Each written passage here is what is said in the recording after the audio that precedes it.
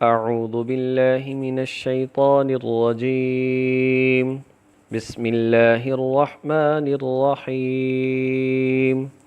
يا أيها الذين آمنوا إن كثيرا من الأحبار والرهبان ليأكلون أموال الناس بالباطل ويصدون عن سبيل الله والذين يكنزون الذهب والفضة ولا ينفقونها في سبيل الله فبشرهم بعذاب أليم. صدق الله العظيم. یا ایہا الذین آمنوا، اے ایمان والو، ان کثیرا من الاحبار والرہبان، بے شک بہت سارے علماء اور مذہبی پیشوا ایسے ہیں،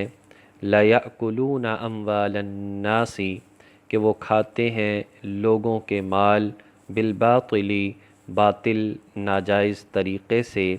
ویصدون عن سبیل اللہ، اور وہ اللہ کی راہ سے لوگوں کو روکتے ہیں، والذین، اور وہ لوگ، یکنزون الذہب والفضة، کہ جو جمع کر کے رکھتے ہیں سونے اور چاندی کو، ولا ينفقونہا، اور وہ اسے خرچ نہیں کرتے، فی سبیل اللہ، اللہ کے راستے میں، فبشرہم بعذاب علیم، تو ان لوگوں کو دردناک عذاب کی خوشخبری سنا دیجئے۔ یوم یحمى علیہا فی نار جہنم، کہ جس دن تپایا جائے گا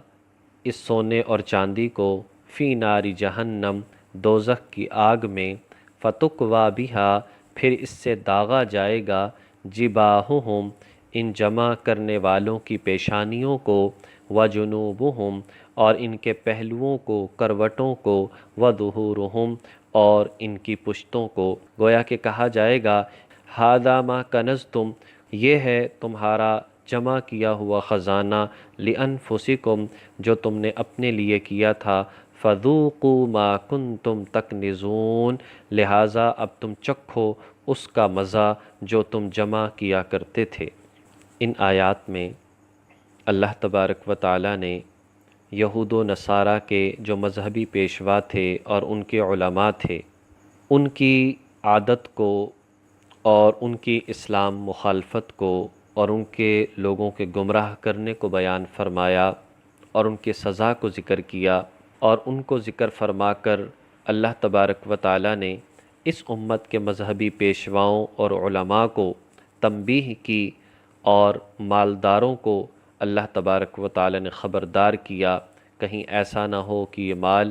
آخرت میں تمہارے لیے وبال جان بن جائے۔ تو ارشاد فرمایا کہ یہود کے علماء، نصارہ کے مذہبی پیشوا،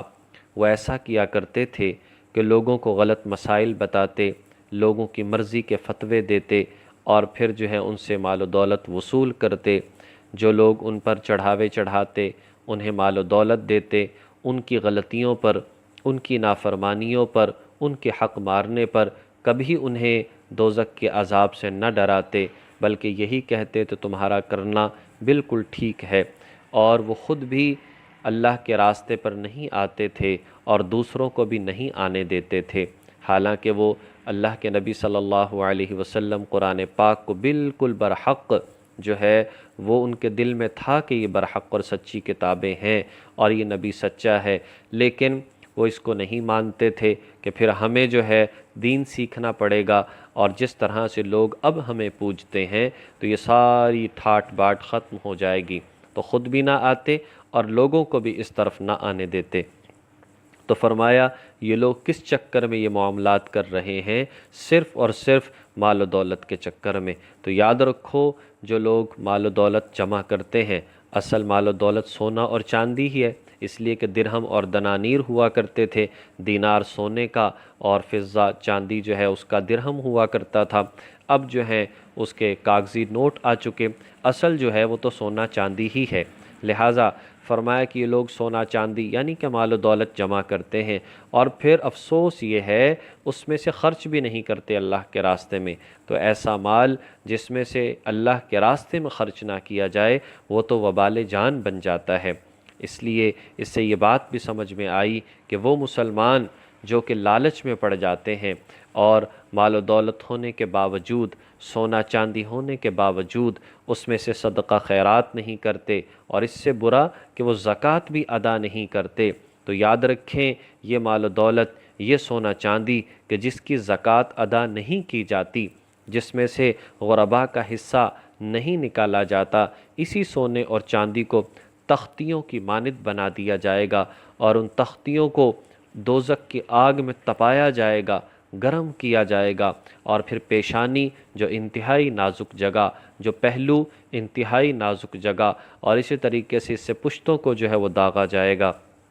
دنیا کی آگ، تھوڑا سا کسی چیز کو گرم کر لیا جائے، انسانی جسم برداشت نہیں کر سکتا، تو جو دوزخ کی آگ ہے جو کئی گنا، بیسیوں گنا اس سے زیادہ سخت اور تیز ہے، اور اس سے جو ہے وہ داغا جائے گا اس 50,000 سال کے لمبے دن میں، اور پھر آخرکار جو دوزخ میں پھر فیصلہ کیا جائے گا وہ الگ ہے۔ وہ زخم کئی مرتبہ جو ہے 1 منٹ میں ٹھیک ہوگا، پھر داغا جائے گا، پھر ٹھیک ہوگا، پھر داغا جائے گا، اس لیے کہ جس جسم کو بار بار داغا جائے اگر اسے ٹھیک نہ کیا جائے تو تکلیف ختم ہو جاتی ہے، لیکن بار بار ایسا کیا جائے گا۔ تو بات یہ ہے کہ سونا اور چاندی، بعض لوگ کہتے ہیں جی ہم نے پہنا، ہم استعمال کرتے ہیں، چاہے اس کو استعمال کیا جائے نہ استعمال کیا جائے، اگر یہ نصاب کو پہنچتا ہے تو اس صورت میں اس میں سے زکوٰۃ دینا سالانہ طور پر لازم اور ضروری ہے، اور اس کے لیے کوئی تاریخ فکس نہیں، جس وقت جس کا سال پورا ہو جائے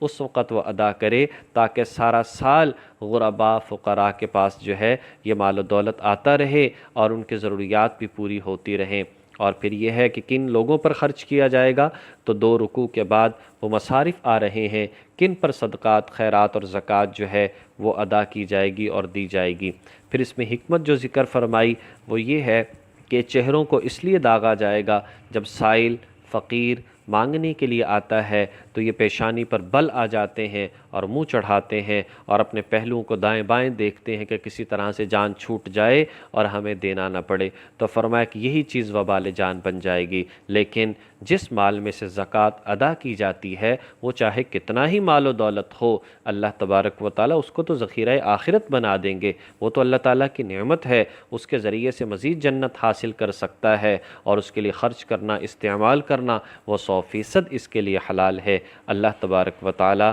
اللہ کی دی ہوئی نعمتوں کو شریعت کے مطابق استعمال کرنے کی توفیق عطا فرمائے۔ وآخر دعوانا ان الحمد للہ رب العالمین۔